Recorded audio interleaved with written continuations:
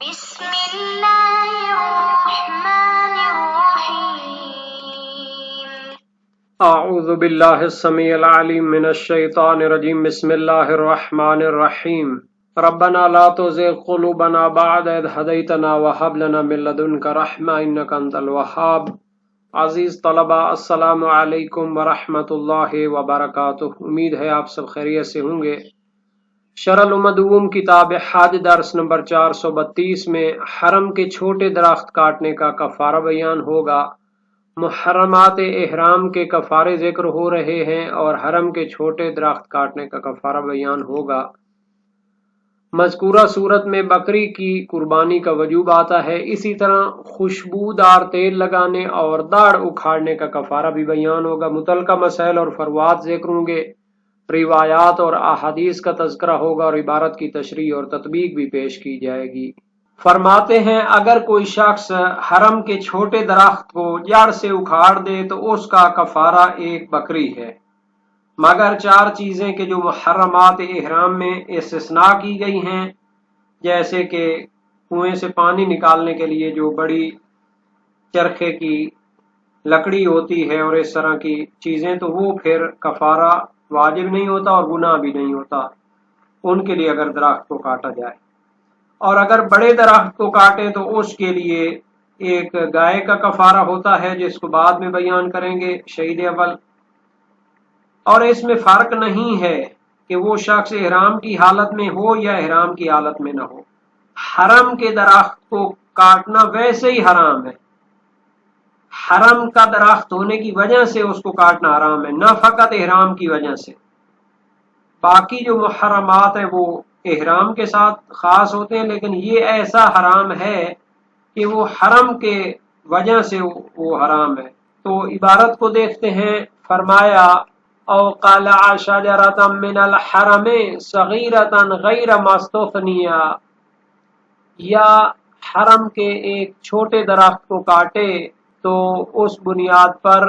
ایک بکری کا کفارہ واجب ہے۔ اس کو بعض نے قلع شجرتن پڑھا ہے اور صغیرہ کو اس کے لیے صفت ہونے کی بنیاد پر صغیرتن قرار دیا ہے، اور صغیرتن پڑھا ہے کہ اگر وہ حال بنتا ہو شجرہ کا۔ لیکن بعد میں جو عبارت شہید اول کی جاری ہے، اس کے بعد میں اتہن بمطیب اور قلع ضرسہ، تو وہاں پر چونکہ فعل استعمال ہو رہا ہے، اس وجہ سے ہم نے اس کو فعل کے طور پر پڑھا ہے، اور اس سے پہلے بھی ہم نے فعل پڑھا تھا جو کہ قصہ الاظفار تھا۔ تو یہ بہرحال اختلاف نظر رہتا ہے عبارت کے معاملے میں۔ اگر قلع پڑھیں گے تو یہ سابقہ عبارتوں میں عطف ہوگا لبس پر، جیسا کہ وہ کہا تھا ایک جگہ پہ آیا تھا کہ اگر سلے ہوئے کپڑے پہنتا ہے تو اس پر کفارہ واجب ہے ایک بکری کا، اس پر عطف ہو جائے گا ظاہر پر، اور اگر قلع ہو تو پورا جملہ اس پہ عطف ہوگا۔ غیر مستثنیہ، سوائے ان درختوں کے کہ جن کا کاٹنا جائز قرار دیا گیا ہے، حکم حرمت سے استثناء ہے۔ اذخر نامی خوشبودار جڑی بوٹی کو کاٹنا جائز ہے، اور اسی طرح ہر وہ درخت اور جڑی بوٹیاں کے جو ملکیتی زمین میں ہوں احرام والے شخص کے، یا اس نے خود انہیں لگایا ہو، تو پھر اس کو بھی کاٹنا اس کے لیے جائز ہوتا ہے۔ اسی طرح کنویں سے پانی نکالنے کے لیے بڑی جو لکڑی ہوتی ہے وہ بھی حرم کے درخت سے کاٹنا جائز ہے، اور اسی طرح چوتھا ایک مورد ہے یعنی پھلدار درختوں کا کاٹنا بھی جائز ہوتا ہے۔ ان کو محرمات احرام کے ضمن میں تفصیل کے ساتھ بیان کیا تھا۔ وَلَا فَرْقَ هُنَا بَيْنَ الْمُحْرِمِ وَالْمُحِلِّ، اور حرم کے چھوٹے درخت کو کاٹنے کے حرام ہونے اور کفارہ واجب ہونے فرق نہیں ہے کہ وہ خود احرام کی حالت میں ہو شخص یا بغیر احرام کے ہو، چونکہ حرم کے درخت کو کاٹنا حرام ہے اور اس کا کفارہ ہے۔ وَفِي مَعْنَى قَلْعِهَا قَطْعُهَا مِنْ أَصْلِهَا، اور اس کو جڑ سے اکھاڑنے کا معنی یہ کہ معنی میں ہے کہ اگر اس کو جڑ سے کاٹ دیتا ہے تو بھی اس کا کفارہ یہی ہوگا۔ وَالْمَرْجِعُ فِي الصَّغِيرَةِ وَالْكَبِيرَةِ إِلَى الْعُرْفِ، اور درخت کے چھوٹے یا بڑے ہونے میں معیار عرف ہے. جس درخت کو عرف کہے کہ یہ چھوٹا ہے اس کے لیے بکری کا کفارہ ہوگا، اور جس کو عرف کہے کہ یہ بڑا درخت ہے اس کے لیے گائے کی قربانی واجب ہوگی.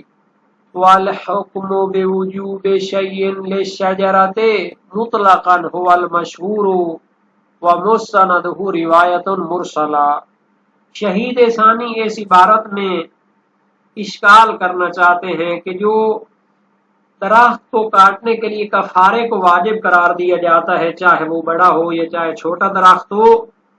تو اس کا جو کفارہ واجب کرتے یہ مشہور فقہا کا نظریہ ہے،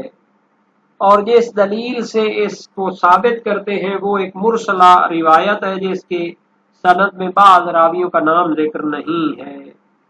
تو جب ایسی روایت ہو تو اس کے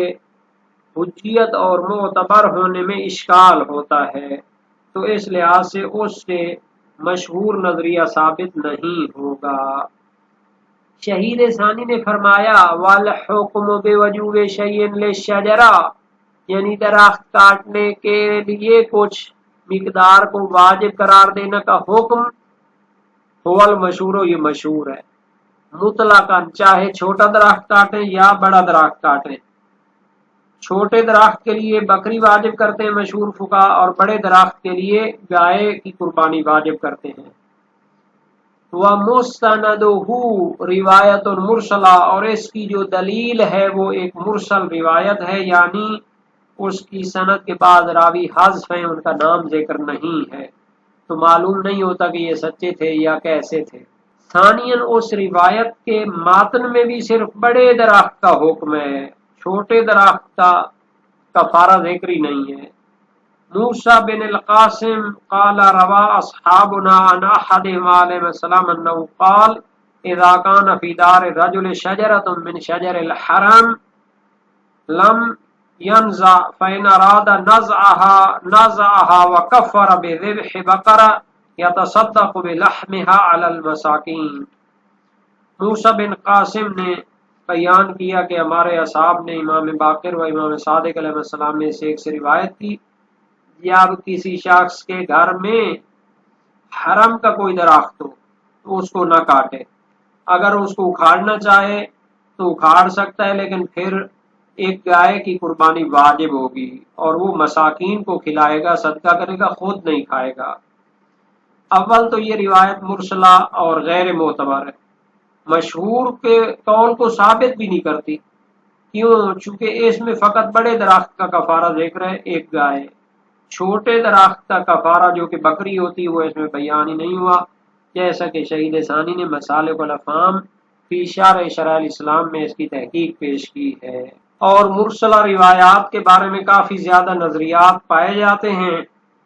ان کی طرف بھی مختصر سا اشارہ کر دیتے ہیں اور اس کا حوالہ دے دیتے ہیں، محققین خود اس کی تحقیق پھر کر لیں گے. ویسے تو علم رجال شیعہ میں 1000 کتابیں لکھی گئی ہیں، ان کی کئی جلدیں بھی آگے ہیں. تو ایک بہترین کتاب بخوص فی علم رجال علامہ عاصم محسنی کی ہے، جو 15 اگست 2019 کو فوت ہوئے. بہت بڑے محقق، مجتہد اور فقیہ تھے، انہوں نے 100 سے زیادہ کتابیں لکھی ہیں اجتہادی اور علمی. تو ان کی یہ کتاب طبع خامسہ جو کہ جامعۃ المصطفیٰ قم سے شائع ہوئی ہے، صفحہ 227 میں 36ویں بحث میں فرماتے ہیں حول الاقوال فی اعتبار المراسیل، مرسلہ روایات کے اعتبار کے بارے میں جو نظریات پائے جاتے ہیں، تو انہوں نے یہاں پر بہت سے اقوال نقل کیے ہیں. ایک اندازے کے مطابق ایک لمبی بحث انہوں نے کی ہے، تو ان کی کتاب میں کل 15 نظریات کو نقل کیا گیا ہے، اور کی لمبی بحث ہے، 242 صفحہ تک پھیلی ہوئی ہے. تو ایک نظریہ تو یہ ہے کہ مطلقاً مرسلہ روایات حجت نہیں ہیں، اور ایک نظریہ اس کے برعکس ہے کہ مرسلہ روایات حجت ہیں، اور کچھ اصحاب اجماع کی مرسلہ روایات کو حجت کہتے ہیں، کچھ محمد ابن ابی عمیر کی مرسلہ روایات کو حجت کہتے ہیں، اور کچھ اصحاب ثقات کی مرسلہ روایات کو حجت قرار دیتے ہیں. اسی طرح علامہ شیخ صدوق کی مرسلہ روایات کو کچھ حجت قرار دیتے ہیں، کچھ مراسیل کافی کلینی کی مرسلہ روایات کو حجت قرار دیتے ہیں، اور کچھ شیخ توسی کی مرسلہ روایات کو حجت قرار دیتے ہیں، اور انہوں نے 11واں قول یہاں پر ناقل کیا ہے۔ روایات متواترہ موجود ہیں۔ حراملی کا کہنا ہے کہ خبر ثقہ کی حجیت مطلقہ ثابت ہے، چاہے اسے مرسلاً ناقل کرے چاہے اسے مسنداً ناقل کرے۔ اور ایک قول ہے کہ مرسلات علامہ ابن ادریس ہلی مستطرفات سرائر حجت ہیں، اور کچھ کہتے ہیں کہ جن مرسلہ روایات پہ مشہور نے عمل کیا وہ حجت ہیں۔ اور اسی طرح شیخ حسن نے محقق ہلی سے ناقل کیا ہے کہ جب راوی کہے اخبرنی بعض اصحابنا تو پھر مرسلہ روایت حجت ہے، اور جب اس طرح کی تعبیر نہ ہو تو پھر حجت نہیں ہے۔ معالم الدین یہ معالم الرسول کا حوالہ ہے صفحہ 208 میں، اور ایک قول ہے کہ مراسیل محمد بن نبی حمزہ صومالی حجت ہے۔ خلاصہ یہ ہے کہ جس فقیہ کا جس راوی کے بارے میں زیادہ حسن ظن ہے یا زیادہ اس کی ایک اعتماد کرتا ہے تو اس کی مرسلہ روایات کو بھی مان لیتا ہے، حالانکہ مرسلہ روایت جس کے راوی کا نام معلوم نہیں ہے تو پھر اس کے بارے میں حجیت کا قول مشکل ہوتا ہے۔ او اتہن بمطیب ولو لضرورت اما غیر المطیب فلا شیء فیہ وان آثما، اور بکری کا کفارہ واجب ہوتا ہے جب خوشبودار تیل لگائے، اگرچہ ضرورت اور مجبوری کے تحت ہی خوشبودار تیل لگائے تو کفارہ واجب ہوگا، اور اگر غیر المطیب خوشبودار نہ ہو تو پھر اس پر کفارہ نہیں ہے، اگرچہ گنہگار ہوگا چونکہ تیل لگانا احرام کی حالت میں حرام ہوتا ہے۔ او قلع ضرسہ، یا پھر اپنی داڑھ کو اکھاڑے نکالے تو پھر اس سے بھی ایک بکری کا کفارہ واجب ہوتا ہے۔ ما عدم الحاجت الیہ، جب اس کو اکھاڑنے کی ضرورت اور مجبوری نہ ہو تو مشہور فقہا کے مطابق اس پر ایک بکری کا کفارہ واجب ہے۔ والروایت بہی مقطوعۃ، اور اس کے بارے میں ایک مقطوعہ روایت ہے۔ شہید ثانی کی مراد شرح الامم میں زیادہ تر مقطوعہ سے مضمرہ مراد ہوتی ہے، یعنی کہ جس کے راوی نے امام کے نام کی صراحت بیان نہیں کی بلکہ سألتہ کے عنوان سے ایک ضمیر لوٹائی ہے۔ وفی الحاق السن بہ وجہ وعید، اور آیا اگر دانت کو اکھاڑتا ہے تو اس کا کفارہ بھی کسی داڑھ کے اکھاڑنے کی طرح ہوگا، اور دانت کو ملحق کیا جائے گا اس داڑھ کے ساتھ، تو اس میں واجہ وعید ہے۔ چونکہ شہید ثانی تو اول جو ہے خود داڑھ کے بارے میں بھی روایت کو مضمرہ سمجھتے ہیں، حجت نہیں سمجھتے، چل جائے کہ پھر دانت اکھاڑنے کے بارے میں بھی ایک ایک بکری دینی پڑے۔ وعلى القول بالوجوب لو قلع متعددا فعن كل واحد شاة وإن اتحد المجلس، اگر ہم داڑھ اکھاڑنے پر کفارے کو واجب قرار دیں تو اگر زیادہ داڑھیں اکھاڑے، قلع متعددا اکھاڑے زیادہ تعداد میں داڑھیں، فعن كل واحد شاة تو ہر ایک داڑھ کے بدلے میں ایک بکری دینی پڑے گی۔ وَإِنِ اتَّحَدَ الْمَجْلِسُ، اگرچہ ایک ہی محفل میں اور ایک ہی مرتبہ بہت ساری داڑھیں اکھاڑ دے۔ تو یہاں پر ایک مطلب تو یہ بیان کرنا چاہیے کہ جو علم تجوید اور قرات میں بیان کیا جاتا ہے کہ انسان کے 32 دانت ہوتے ہیں، سامنے والے 4 دانت 2 اوپر 2 نیچے ثنایا کہلاتے ہیں، اور ان کے جو ہے چاروں طرف ان کے یعنی سائڈوں پہ ایک ایک دانت شمار کریں تو 4 دانت بن جائیں گے، وہ رباعیات کہلاتے ہیں، اور ان کے باہر جو ہے اطراف میں 4 دانت انیاب کہلاتے ہیں، وہ نوکیلے دانت جو ہوتے ہیں، اور ان کے سائڈوں پہ جو 4 دانت ہیں وہ ضواحک کہلاتے ہیں، اور ان کے بعد والے جو 16 دانت ہیں وہ طواحن کہلاتے ہیں، جن کو اردو میں داڑھ کہتے ہیں اور عربی میں اضراس کہتے ہیں اس کو، لیکن تجوید کی اصطلاح میں اسے طواحن سے یاد کیا جاتا ہے۔ اور انسان کی 24 سالہ عمر کے بعد 4 آخر میں بھی داڑھیں نکلتی ہیں، جن کو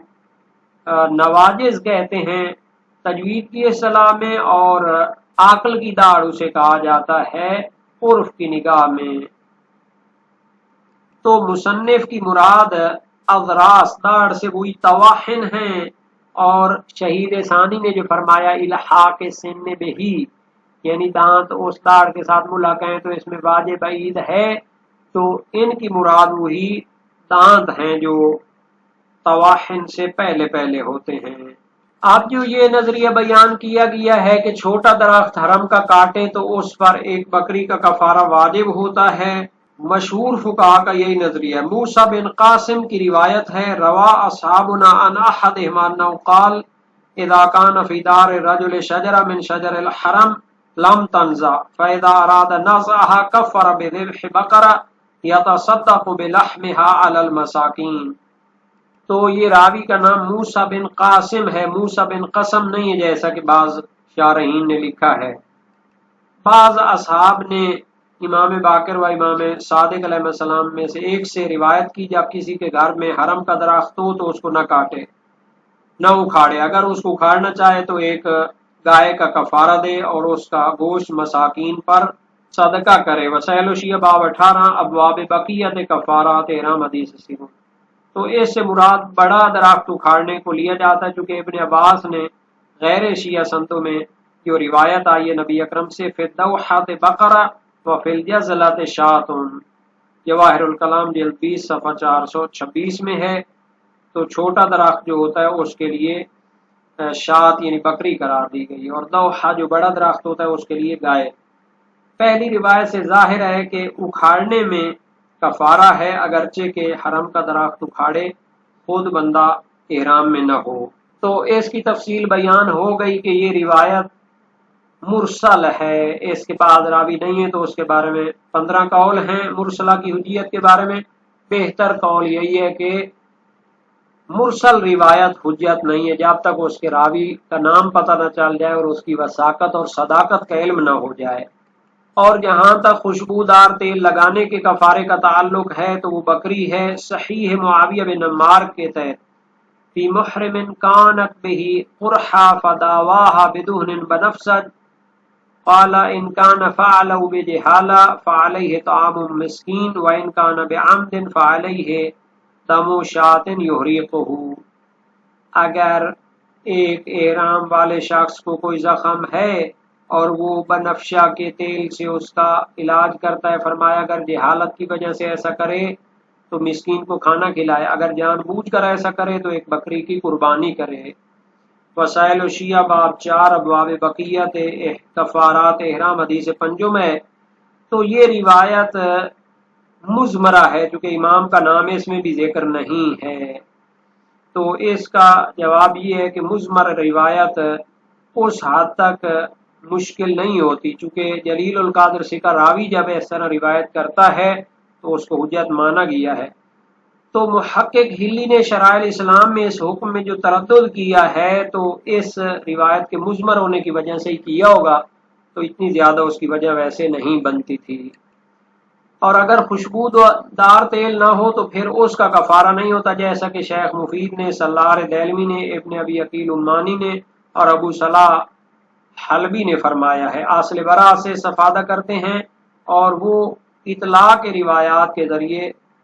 دفع کیا جاتا ہے۔ صحیح معاویہ بن عمار امام صادق علیہ السلام سے لا تمس شیئا من الطیب ولا من الدہن فی احرامک واتق الطیب فی طعامک،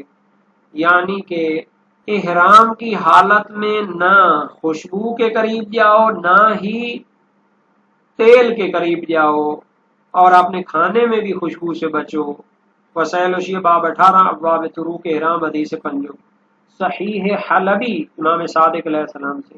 وَدَّهِن بِمَا شِئْتَ مِنَ الدُّهْنِ حِينَ تُرِيدُ أَن تُحْرِمَ فَإِذَا أَحْرَمْتَ فَقَدْ حَرَمَ عَلَيْكَ الدُّهْنُ حَتَّى تُحِلَّ۔ وسائل شیعہ باب 29 ابواب طروق احرام میں ہے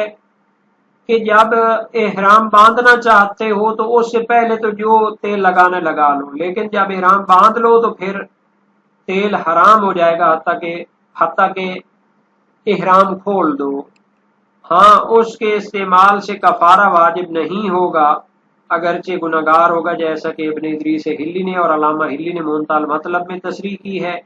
شاید اصالت برات جاری کرتے ہوں، اور دوسری جہت سے کہ ضرورت اور اضطرار کے وقت استعمال جائز ہوتا ہے تیل کا، اس میں کوئی اختلاف نہیں، صحیح ہے۔ ہشام بن سالم جلیل القدر سکراوی بھی اس پر دلالت کرتی ہے امام صادق علیہ السلام سے، اذا خرج بالمحرم الخراج او الدمل فلیداوہ بثمن او زید، وسائل الشیعہ باب 31 ابواب طرق احرام، کہ اگر احرام والے شخص کو کوئی پھوڑا یا کوئی پھنسی نکل آئے تو اس کو کاٹے اور اس کا مداوع کرے تیل کے ساتھ یا زیتون کے ساتھ۔ اسی طرح صحیح محمد ابن مسلم جلیل القدر سکراوی امام باقر و امام صادق علیہ السلام میں سے ایک سے روایت کی، سألتہ عن محرم تشققت یداہ قال یدہنہما بزیت او سمن او احالت، وسائل الشیعہ باب 19 ابواب بقیت کفارات احرام حدیث اول، کہ ایک احرام والے شخص کے ہاتھ پھٹ جاتے ہیں، فرمایا ان کو زیتون کا یا کوئی بھی تیل لگا لے تو جائز ہے۔